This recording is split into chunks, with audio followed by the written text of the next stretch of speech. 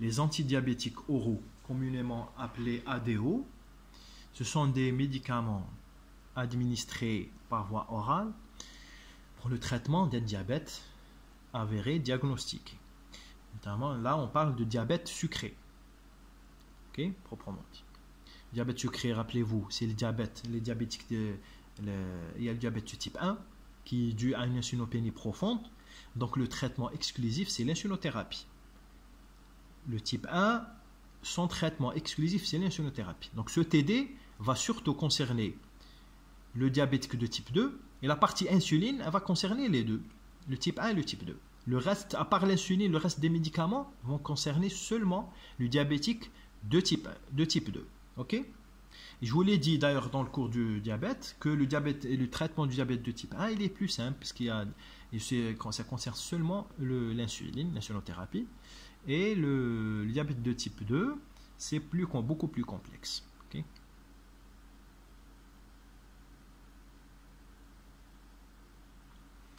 Donc les antidiabétiques oraux, première classe c'est les biguanides. Prenez note s'il vous plaît, c'est les biguanides. Nous avons une seule molécule, c'est la metformine. La metformine, elle est dosée à 500 mg, à 850 mg et à 1000 mg. Son indication, c'est le diabète de type 2, dès le diagnostic jusqu'à contre-indication. Dès qu'on diagnostique un diabète de type 2, on le met sous metformine. Sauf s'il y a une contre-indication, notamment rénale. Alors les contre-indications, c'est l'insuffisance rénale sévère, c'est-à-dire une clairance moins de 30. C'est l'insuffisance respiratoire décompensée et l'insuffisance hépatique décompensée. S'il n'y a pas ça, tout diabétique de type 2 doit être mis sous metformine. Et vous allez voir dans votre entourage, vos parents diabétiques, vous allez voir qu'il y en a beaucoup qui n'ont pas de metformine malheureusement. Okay? Donc il faudra corriger ça. Ça y est, c'est ça, c'est la metformine. Son mode d'action, c'est elle agit sur l'insulinorésistance, qui est un mécanisme important dans le diabète de type 2. Rappelez-vous. Okay? Ça, on le donne en général en 2 à 3 prises par jour. La dose maximale, c'est de 2 à 3 grammes par 24 heures, selon la dose qu'on va donner, selon le poids. Elle peut se prendre avant, au milieu ou après le repas, mais idéalement au milieu des repas. Car elle peut avoir d'autres effets sur l'absorption des lipides quand on la donne au milieu des repas. Ça y est, c'était ça, la première classe, c'est les biguanides. La deuxième classe, c'est les sulfonylurées ou sulfamide hypoglycémiant. Anciennement, on avait le glibenclamide qui n'est plus utilisé, donc ce n'est même pas la peine de le noter. Puis nous avons le glimipéride dosé à 1 mg, 2 mg, 3 mg, 4 mg et 6 mg. Il n'y a pas le 5. Okay? Il est donné en association avec la metformine, après échec de la metformine seule. L'échec veut dire, l'échec de toute thérapie antidiabétique veut dire que nous avons administré à des doses élevées, à des doses suffisantes, nous avons titré, nous avons passé à la dose maximale, avec mesure génoténétique observée par ce patient. Et si c'est le cas d'un traitement injectable, c'est qu'il l'injecte correctement. Après tout cela, nous n'avons pas pu atteindre une hémoglobine glyquée cible que nous avons fixée dans les cours précédents. Nous n'avons pas pu l'atteindre et avec un cycle ou avec un cycle glycémique perturbé. Donc c'est ce qu'on appelle un échec d'une thérapie antidiabétique. Okay? Donc si nous avons donné la metformine à par exemple 850 mg 3 fois, ce qui équivaut à peu près 2500 mg, 2 grammes et demi, sinon 1000 mg à 2 à 3 fois pour les obèses. Et nous n'avons pas pu atteindre l'objectif, ou bien le patient était équilibré au début et commence à faire des hyperglycémies, ce qu'on appelle un échec ou un échappement au traitement. Donc là, on rajoute une deuxième classe. Nous avons le choix entre plusieurs classes. La première, c'est les sulfamides, les sulfonylurées. Le premier, nous avons dit, glimaclamide à oublier. Nous avons le glimipéride. Le nom commercial, c'est l'amarel. Et le nom commercial de la metformine, c'est le glucophage. Nous avons aussi la novoformine, la physioformine, nous avons plusieurs. Il y a la forme comprimée et la forme sachet pour la metformine, avant d'oublier. Alors, je reviens au sulfamide. Le glimipéride, il y a les sulfamides à longue durée d'action et à courte durée d'action. Le glimipéride fait partie des sulfamides à longue durée d'action. Il est à prise unique. C'est-à-dire, on donne 1 mg ou 2 mg selon le besoin au début, puis on va augmenter 3, 4. En général, quand on arrive à 4, si le patient répond, c'est tant mieux, mais il n'y a pas beaucoup de bénéfices si on augmente à 6. Okay? Et ça se donne une seule fois par jour en général, au moment du repas le plus copieux, qui est souvent le déjeuner, à midi. Voilà. On évite de le donner le soir, parce qu'il y a risque d'hypoglycémie. La deuxième molécule des sulfamides hypoglycémiants, c'est le glyclaside, qui est dosé à 80 et à 30 avec libération micronisée, qu'on appelle le 30 LM. C'est le diamicron 30 LM. Il est à courte durée d'action, on le donne à 2 à 3 fois par jour, juste avant les repas. Il faut savoir que les sulfamides ou le sulfonylurée, leur objectif, c'est de cibler la glycémie postprandiale. Ils ont un effet minime sur la glycémie préprandiale ou interprandiale, qui fait partie des glycémies, comme la glycémie à jeun.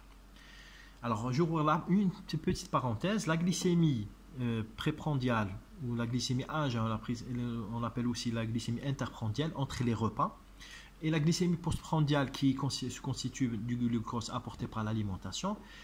Alors, la première, elle vient de la néoglucogénèse hépatique, donc c'est après glycogénolyse, il y a le glycogène qui est stocké. On va le lyser, ça va produire du glucose, on va le libérer. Le foie va le libérer dans la circulation. Ça constitue la glycémie de base à jeun, la glycémie préprandiale avant les repas, ou la glycémie interprandiale en dehors de la phase d'absorption. La glycémie postprandiale, elle vient de l'alimentation. Puisque l'origine est différente, donc les traitements vont différer. C'est pour ça qu'il y a une différence entre les molécules qu'on va prescrire. Ok? Donc, metformine cible la glycémie à jeun. Les sulfamides cible la glycémie postprandiale avec petit effet sur la glycémie à jeun et préprandiale. Il y a une autre classe, sont les glinides. Les glinides, on les assimile. Il y en a qui disent que ce sont des sulfamides-like, alors que c'est une classe à part. Et nous avons juste le répaglinide qui est dosé à 0,5 mg, à 1 mg et à 2 mg. On le donne pour cibler la glycémie postprandiale. Et il a un petit effet musculaire et hépatique pour l'insulinorésistance. La dose, comme dans la posologie plutôt, alors on peut donner jusqu'à 4 fois par jour au moment de chaque repas. Et si le patient ne prend pas de repas, il ne prend pas son comprimé. On dit pas de repas, pas de comprimé pour le répaglinide, le novonorm, on l'appelle aussi. Nous avons aussi le diaglinide, etc. comme générique. On peut donner 4 mg, de 0,5 à 4 mg par repas, jusqu'à 4 fois par jour. Donc, c'est un avantage puisque nous avons le choix dans la dose. Nous pouvons donner en fonction du repas. Par exemple, 0,5 mg le matin, 1 mg à midi et 1 mg au dîner. On peut augmenter les doses de chaque repas indépendamment.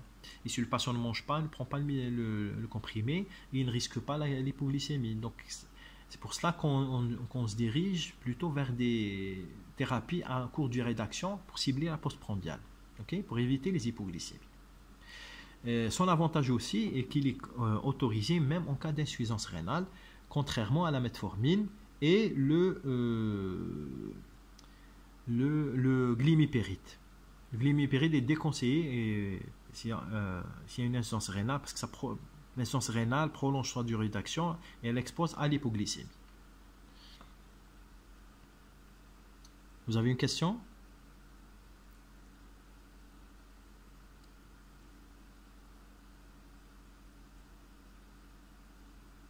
D'accord. Alors, le répaglinide,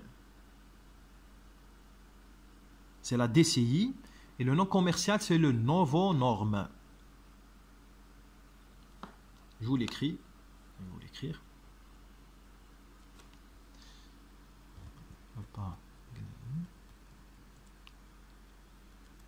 Novonorm. Il y a aussi glinide. Il y a aussi Glinix. Et donc, il y a la molécule mère. Okay. Le premier, c'est la molécule mère. Les deux autres sont des génériques. Okay. Donc, dosé à 0,5, à 1 et à 2 mg. Okay. On peut donner de 0,5 à 4 mg par repas jusqu'à 4 fois par jour, s'il y a 4 repas. Okay. La quatrième classe, c'est les inhibiteurs des alpha-glucosidases. Nous avons l'acarbose. Acarbose, dosé à 50 et 100 mg. Okay. La molécule mère, ça s'appelle le gluco-B ou le glucor. Alors, acarbose, voilà, gluco-B ou accord B, etc. Okay. Donc elle cible exclusivement la glycémie postprandiale. Son mode d'action, c'est l'inhibition des enzymes alpha-glucosidase intestinales qui, dont le rôle est la transformation des disaccharides en monosaccharides qui sont assimilables pour l'absorption. Donc s'il y a des disaccharides, comme la saccharose par exemple, elle est absorbée. Cette enzyme a pour rôle de la scinder en deux sucres simples. Et donc, faciliter son absorption. Si on bloque cette enzyme, donc il va rester dans sa forme complexe disaccharide, il ne pourra pas être absorbé, donc ça va diminuer la glycémie. Son inconvénient, c'est que ces disaccharides qui restent au niveau intestinal vont être fermentés.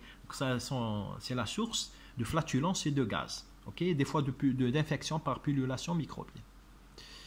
Okay? On peut donner avant chaque repas, donc 2 à 3 fois avant les repas. Voilà. Et la dose de base 50 et on peut augmenter à 100 mg par repas. C'est un médicament très, très efficace. Okay.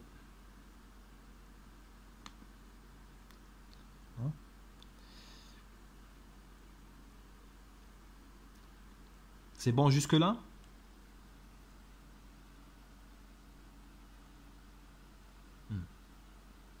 Eh bien. Donc, les autres classes d'ADO, il nous reste les inhibiteurs de la DPP4. Les inhibiteurs de la dipeptidyl peptidase 4. Je vais vous l'écrire.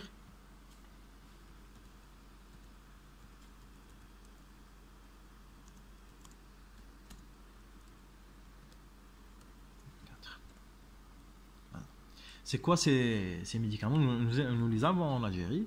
Alors, il faut savoir que la dipeptidylpeptidase 4, c'est une enzyme intestinale. Son rôle est de dégrader le GLP1, le glucagon-like peptide 1, ce qu'on appelle les incrétines. Alors, en parenthèse, on en a parlé des effets incrétines. L'effet incrétine, c'est le fait d'ingérer du glucose par voie orale qui provoque la sécrétion d'hormones endogènes qui s'appellent les incrétines, sécrétées par les intestins, et donc le rôle est de stimuler la sécrétion d'insuline et de freiner, d'inhiber la sécrétion de glucagon. Voilà. Donc cette DPP4, elle vient dégrader c'est incrétine, qui est le GLP1. Il y a le GIP aussi, donc le GLP1. Donc nous avons intérêt soit à renforcer l'effet du GLP1 ou d'inhiber cet enzyme qui le dégrade. Et là, ce sont des médicaments qui inhibent cette enzyme, il s'appelle inhibiteur de la DPP4. Ce que nous avons en Algérie, c'est la sitagliptine dosée, et ce qu'on appelle le Januvia, ou voilà, donc sitagliptine,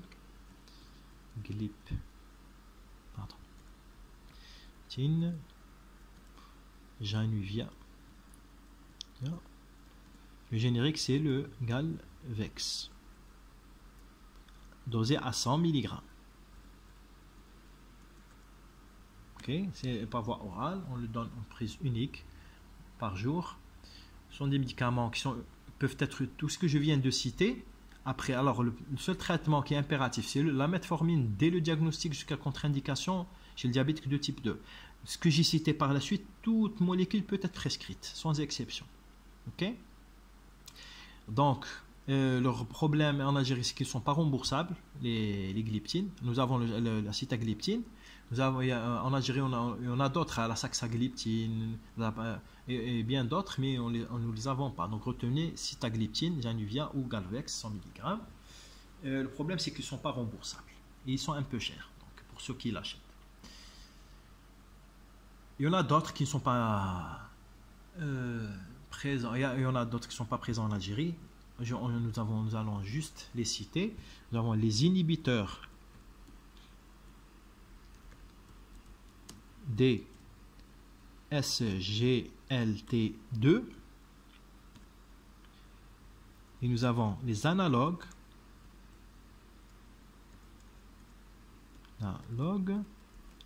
des SGLT1. Ok, c'est quoi ça? Donc les inhibiteurs, surtout nous allons parler des inhibiteurs GLT2. Les inhibiteurs SGLT2, ce qu'on appelle les glyphlosines. Nous avons la lompagliflozine et la dapagliflozine. Leur rôle est d'inhiber la réabsorption intestinale au niveau du contourné distal de glucose. Donc ça va diminuer la réabsorption, ça participe à la diminution de la glycémie, puisque le glucose réabsorbé au niveau rénal va retourner dans le sang. L'inconvénient, c'est que quand il y a une réabsorption, l'inhibition de la réabsorption, ce glucose va être excrété en grande partie et ça peut favoriser les infections urinaires. Voilà. Voilà. Les analogues du SGLT1, c'est pratiquement le même effet, mais à un niveau différent. Voilà pour les ADO, les antidiabétiques oraux. Donc, il nous reste les insulines et les analogues du GLP1. Nous allons voir en diapositive, sont les antidiabétiques injectables. Donc, suivez la diapositive.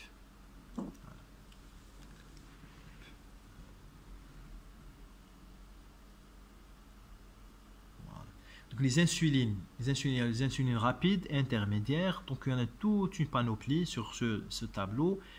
Elles sont très nombreuses. Les analogues rapides, nous avons l'Humalog, l'Anovorapide, l'Apidra et bien d'autres. Les analogues intermédiaires type MPH humaine, ce qu'on appelle les insulines humaines.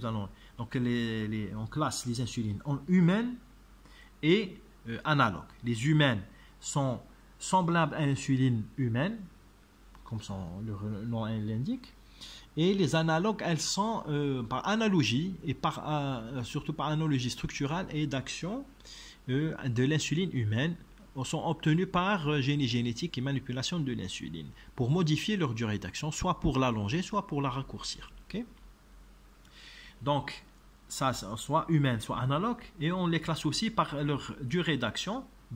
Donc, nous avons les insulines rapides ou ultra rapides, nous avons les insulines intermédiaires et les insulines lentes et ultra lentes. Voilà. Nous allons les voir une par une. Alors l'insulinothérapie, bien sûr, c'est le traitement exclusif pour le diabétique de type 1 et le traitement du diabétique de type 2 insulino-nécessitant ou insulino-requérant. Un diabétique de type 2 ne devient pas un diabétique de type 1 parce qu'on a prescrit l'insuline. Non, c'est son diabète qui a évolué, il n'a pas répondu aux ADO, il y a une contre-indication, donc nous devons lui prescrire de l'insuline. Il reste un diabétique de type 2, mais parce que les mécanismes physiopathologiques n'ont pas changé, il y a toujours de l'insulinorésistance, etc. Et il est tombé en insulinopénie profonde après avoir consommé son pool insulinique, et il nécessite de l'insuline, donc il devient insulino-nécessitant. C'est ça. Donc anciennement, on avait c'est ça, les insulines humaines, soit l'acte rapide, voilà, acte rapide humaine, voilà, c'est pratiquement la même chose. C'était soit des flacons comme ça avec la seringue à insuline, et sinon comme ça, le nouveau conditionnement. Et des fois, c'était rechargeable sur stylo, même l'insuline humaine. Voilà. Puis il y a l'avènement des insulines humalogues, voilà, qui sont devenus beaucoup plus rapides. La première, c'est l'humalogue 100 unités par millilitre, c'est l'humalogue rapide. Donc autrefois c'était des stylos comme ça, rechargeables par des cartouches comme ça. Donc c'était en flacon, tout au début c'était juste le flacon, et on utilisait l'insuline, la seringue à insuline. Puis il y avait l'avènement, la même, elle est un humalogue, donc analogue de l'insuline humaine, c'est pour ça qu'elle s'appelle humalogue. Puis on avait des cartouches rechargeables sur ces stylos, et à chaque fois on change que la cartouche qu'on extrait de cette boîte qui contient 5 cartouches comme ça. On va la charger ici, puis on va la jeter après utilisation, on garde le stylo. Voilà, et là c'est la fenêtre pour titrer l'insuline, et c'est ça la roue pour avoir les unités. Ok, peut-être que je pourrais, voilà, ici, vous voyez ici, voilà le zoom, et vous voyez la fenêtre où on a les unités, vous voyez le 0 au milieu. Ok, voilà, donc ici c'est la même chose, mais ça c'est des stylos déjà préchargés, jetables, contiennent l'insuline ici, la fenêtre pour la titration, et la roue pour la même raison. Ok, la boîte elle contient 5 stylos. Voilà, ces stylos, celui-ci, ceux que nous allons voir par la suite, sont fabriqués par une matière thermorésistante, donc même s'ils sont mis à température ambiante, il n'y a pas de souci, contrairement aux autres insulines qui peuvent se dénaturer à température ambiante. Voilà. Par contre, quand le patient il garde juste le stylo qu'il utilise chez lui, c'est-à-dire en dehors du frigo, le reste il le met dans le frigo, là où on met les œufs, où c'est pas très frais. Pardon, je sais pas ce qu'il y a.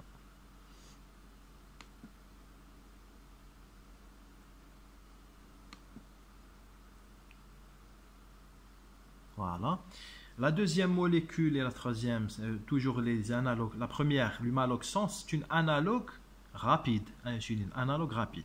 Celle-ci, l'Apidra, c'est la glulizine, ça s'appelle la glulizine.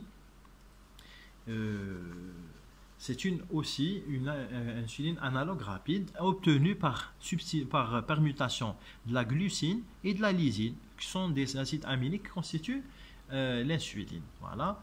Ici, il y a aussi l'humalogue rapide, plutôt la novorapide, qui est une insuline asparte.